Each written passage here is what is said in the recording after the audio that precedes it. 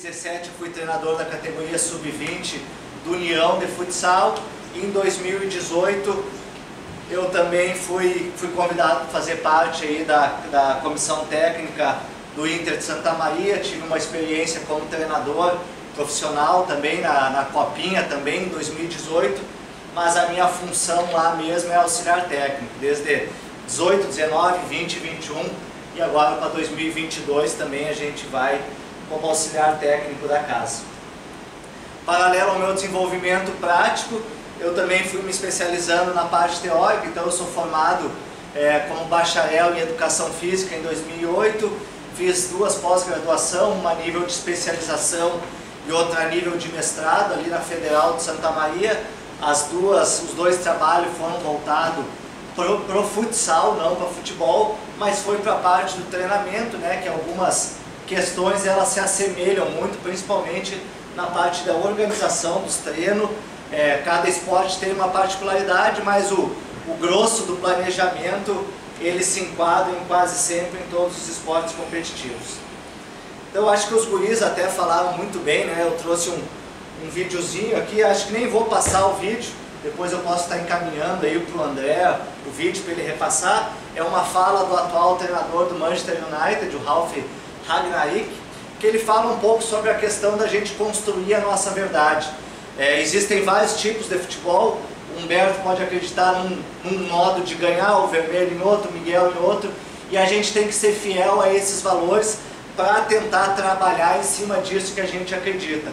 Mas também é muito importante, como foi dito, a gente entender o contexto que a gente está. Não adianta simplesmente eu simpatizo com a ideia de jogo do Pepe Guardiola. Eu querer pegar todos os elementos do jogo de posição, lá do tic-tac, como o Vermelho falou, e querer representar na minha realidade, que é o Inter SM. O Gauchão, por exemplo, que é menos jogos ainda, mais uma copinha, são 15 meses, é uma realidade bem assustadora para o desenvolvimento como um todo. Então a gente falou ali, o Humberto falou, pô, está diminuindo o número de criança que está jogando bola. É pelo videogame, é porque eles têm mais acesso à televisão, ao Netflix, ao que seja, mas também essa realidade influencia muito.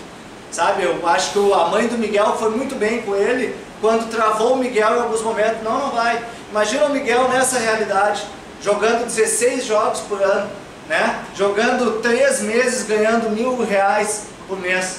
E não recebendo muitas vezes. Muitas vezes não recebendo. Então daqui um pouco, se tu tem uma outra condição, né, uma outra oportunidade de te desenvolver, como o João Vitor está tendo uma oportunidade bacana do caralho lá, e tem que incentivar esse guri para continuar lá, né, que está conseguindo se desenvolver no estudo, no trabalho. Às vezes a gente tem que incentivar eles a sair dessa realidade, porque o funil da bola é muito difícil, né, cara? É poucos, a gente aqui, todos estão inseridos na bola, a gente sabe aí, o Humberto falou bastante o caso do Juan, talento pra caramba, do nada, uma lesão tirou. E às vezes não é lesão, às vezes tu vai se desinteressando, às vezes tem um cara melhor que tu numa outra cidade, 2 anos mais novo, surge um outro talento, e muitas vezes tu, né, perdeu o teu tempo, investiu todo o teu tempo na bola, e a bola não te deu todo aquele retorno. Então a gente tem que entender bastante a nossa realidade para tentar sobreviver dela. Aqui é uma outra maneira da gente entender o contexto, aí um contexto um pouco mais competitivo. O jogo, né, todo mundo deixou claro aqui, é ganhar, né, e para ganhar a gente tem que fazer mais gol que a outra equipe. Então eu fiz um estudo da origem dos gols do Campeonato Gaúcho de 2021, para a partir disso a gente criar estratégias de preparação para tornar a nossa equipe mais competitiva. Pô, Guilherme, tu disputa a divisão de acesso e fez do Campeonato Gaúcho. A divisão de acesso não tem o nível de informação do Campeonato Gaúcho. Então foi uma forma que eu achei de praticar e me desenvolver como profissional. Visto que eu só trabalho 3, 4 meses com futebol profissional, essa foi uma maneira de eu me manter com a minha cabeça ativa, e aqui a gente tem algumas informações que podem ser relevantes para conteúdo de treino, para montagem de elenco. A ideia não é me deter aqui, né, nos resultados que eu achei do caminho do gol, mas aqui a gente percebe, né, que eu organizei os gols, a origem do gol no momento do jogo, se era de bola parada, se era da transição ofensiva ou contra-ataque, ou se era de jogada mais trabalhada, a zona do último passe, as zonas que saíram o gol, para a gente ter um pouco mais de elemento e conhecer o contexto que a gente está inserido. Aqui até foi um estudo que a gente utilizou para a montagem do nosso elenco, né, e para estabelecimento de metas na divisão de acesso do ano passado. A divisão de acesso tem um pouco menos de informação, né, então tu tem que criar algumas estratégias para tentar achar algum elemento que é padrão daquelas equipes que conquistaram o acesso. O Inter de Santa Maria, pela sua tradição, sempre entra para brigar pela vaga. O que eu comecei a perceber? 2017, 2018, 2019, 2020 não teve a competição, 2021. Todas as equipes que conquistaram a vaga, tirando o Ipiranga de Erechim, que eu comento depois, elas ficaram em primeiro ou em segundo da sua chave na fase classificatória. É comum a gente falar, né? Ah não, fase classificatória eu vou levando com a barriga, o mata-mata é outra competição. Pô, lá eu vou crescer, lá é 2 jogos, eu vou pro story. Não é o que é a história da competição. Pode dar certo? Pode dar certo. Um ano ou outro ano. Mas a história da competição nos mostra que ela premia a regularidade. Tu tem que fazer uma primeira fase boa para te chegar fortalecido. Não vou saber o detalhe, não tem a fórmula mágica. É porque eles contrataram... Não sei. Aqui pode ter realidades diferentes, né? Eu tentei estabelecer também qual era a média de idade dos grupos, a média de altura, porque a gente fala que o Campeonato Gaúcho é pauleira, tem que ter uns caras grandes, é cabeceio e papapá. Tentei fazer realmente, né, uma média de altura relativamente alta, 1,82 do grupo. Claro que a gente poderia ainda detalhar mais. Será que isso aqui é porque a linha defensiva é alta? Os zagueiros são, os atacantes também ser alto? Então é umas coisas que a gente pode aprofundar um pouquinho mais para realmente chegar assim, pô, nós temos um padrão de grupo que alcança. Ou de repente não tem padrão. Daqui a pouco, um ano, subir uns caras grandão, outro com uns caras de atacante mais baixo. O estudo também serve para isso, para comprovar uma mentira, como o Humberto falou, que o futebol vive de muito jargão, muita promessa, porque acontecia assim, porque tem que fazer isso, não, né? Então é interessante esses dados, isso aqui não te garante nada, tanto é que para nós, né, a gente não conseguiu nem classificar, mas a gente chega um pouquinho mais fortalecido, um pouco mais de confiança, um pouco mais de argumento. Então isso aqui é só mais uma outra forma de a gente estar identificando o contexto que a gente está inserido.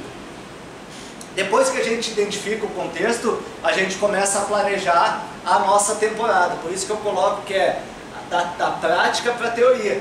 Porque não é eu ler um livro, não é eu ver os vídeos do Instagram e achar que isso aí vai caber na minha prática. Eu preciso conhecer a minha prática para eu montar a minha teoria. Então, primeiro eu tenho que ter a parte teórica, meus argumentos lá em coisas que eu acredito, mas eu tenho que ver se ela cabe na minha prática. Por isso que eu falo que a prática conduz à teoria e não vice-versa, né? Claro que é um ciclo, né, gente? Da prática eu vou para a teoria vai alimentar a prática e a gente vai montando esse ciclo eterno aí, né? Lá no Inter de Santa Maria, a gente divide a temporada em 4 momentos. O período pré-preparatório, que é o que a gente está vivendo agora em janeiro. O período preparatório, que seria a partir da apresentação dos jogadores e comissão técnica. O período competitivo, que ele se inicia a partir do primeiro jogo da competição. E o período transitório, né, ali quando a gente faz o último jogo da competição. Cada um tem umas particularidades, né? O período preparatório seria mais o planejamento, eu vou falar um pouquinho mais de cada um. O período preparatório competitivo, eles se assemelham muito. A diferença maior aqui é que no período competitivo a gente foca muito no próximo jogo, né? O período preparatório a gente foca muito na nossa equipe, no desenvolvimento da nossa ideia de jogo, no desenvolvimento individual dos atletas, e aqui a gente já não tem tanto tempo para isso. Aqui a gente a gente vai jogar contra o La Máquina no próximo sábado, a gente vai pegar o Novo Horizonte, a gente vai pegar o Rio Grandense, e a gente começa a trabalhar a nossa ideia de jogo em cima do adversário.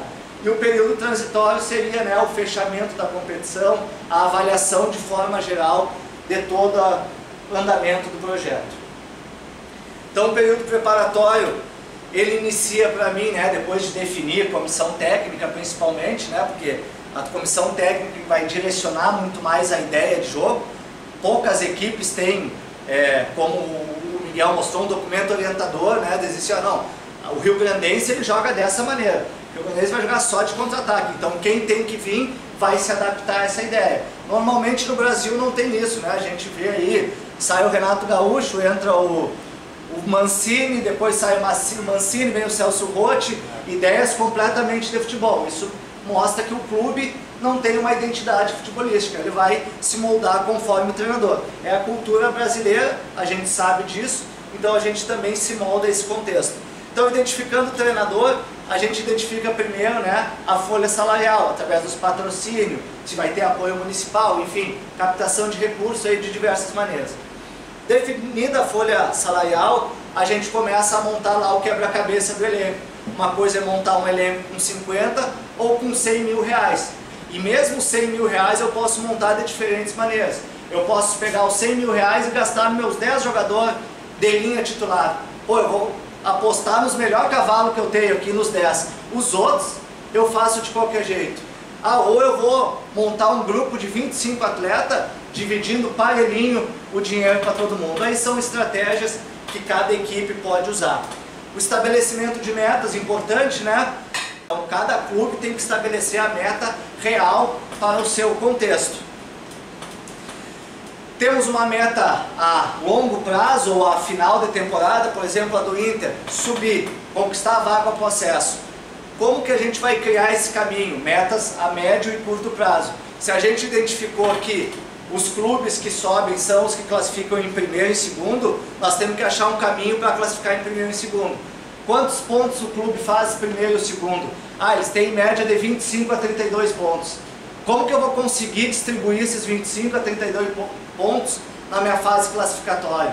Eu tenho 7 jogos em casa. 7 jogos dá para fazer 21, se eu ganhar todos, que é difícil pra caramba. Então de repente, jogo 18 pontos em casa, mas dos 21 fora eu tenho que ganhar 10 para fazer os 28 e garantir. Isso já vai me dar uma regularidade, eu não estou só brincando com o resultado. Se eu conseguir esse resultado, é porque eu estou tendo desempenho, é que eu estou tendo regularidade na competição, do meu jeito. Pode ser pauleando, pode ser jogando, pode ser de contra-ataque, enfim, aí é a verdade de cada um, mas eu estou mostrando uma regularidade.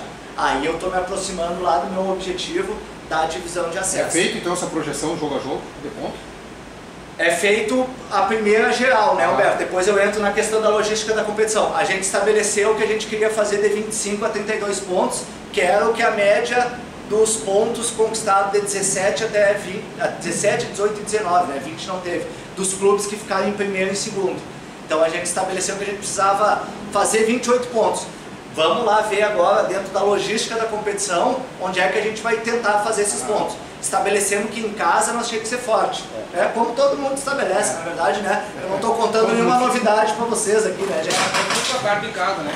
Com certeza, tu quer mandar em casa, é aquela coisa. Pô, em casa aqui mandou, não adianta tinha um... Aí perde uma em casa, não tem dizer uma coisa. Em casa tu tem que fazer o serviço de casa. Claro que não é tão simples assim, né? Falta combinar com os caras lá que vêm jogar. Então o que, que a gente estabelece? Nós temos que fazer uma margem de 15 até 19 pontos em casa. E aí fora a gente tem que buscar outros 10 a 12. A gente não crava justamente para não acontecer isso, né, Alberto? Aí tu diz assim, pô, nós temos que ganhar todos os jogos em casa. Pô, aí tu perde. Não, nós sempre temos que deixar uma margem para o erro também ou para o imprevisível, né, Alberto?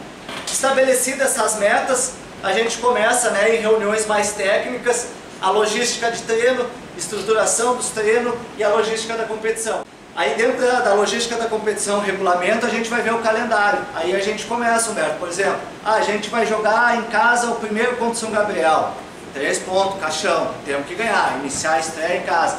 Só que se daqui a pouco a gente já tem um jogo quarta-feira contra um time que investiu bastante. Pô, esse jogo, um pontinho ou até perder não tem problema. Claro que a gente não externa isso aí, né, gente? Nós não vamos chegar para os jogadores e dizer assim, pô, esse jogo não podemos perder. Nós não vamos dizer para a torcida, para a diretoria esse jogo. Mas internamente, né, reunião técnica, nós temos que saber. Não tem problema, o andamento do planejamento ele vai estar. O problema é tu perder um jogo que tu, né, por exemplo, Guarani de Venâncio em casa.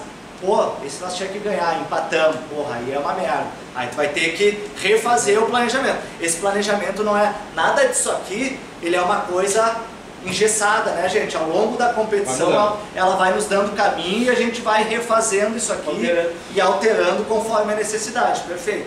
Então, A gente vê se a competição é de domingo a domingo. Nossa, é a coisa que a gente mais altera.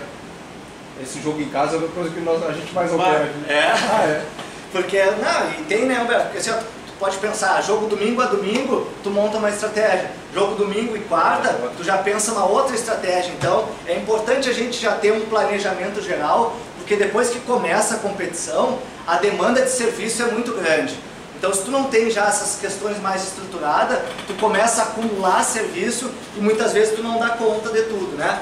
Estrutura de treino seria mais, né, começar a identificar os locais que vai treinar, né, o horário dos treinos, é 2 campos que nós vamos querer, é um sintético, onde é que vai ser, é academia, é mais dentro dessa parte, material, vão ter quantas bolas, vão ter, enfim, toda aquela questão que a gente conhece. A logística de treino, pô, se a gente vai treinar de manhã para deixar os caras dormir mais, se a gente vai treinar de tarde, se a gente vai fazer 2 turnos, se a gente vai ter que depender de ônibus para ir para o local de treinamento, ou vamos fazer bastante treino no estádio para adaptação, enfim, aqui a gente já começa também a discutir essas questões. Refeição para os atletas, vai dar refeição pré e pós-treino, na hora do treino vai ter uma fruta, vai ter água, vai ter o Gatorade, vai ter o suplemento, enfim, todas essas coisas elas são pré-determinadas, né,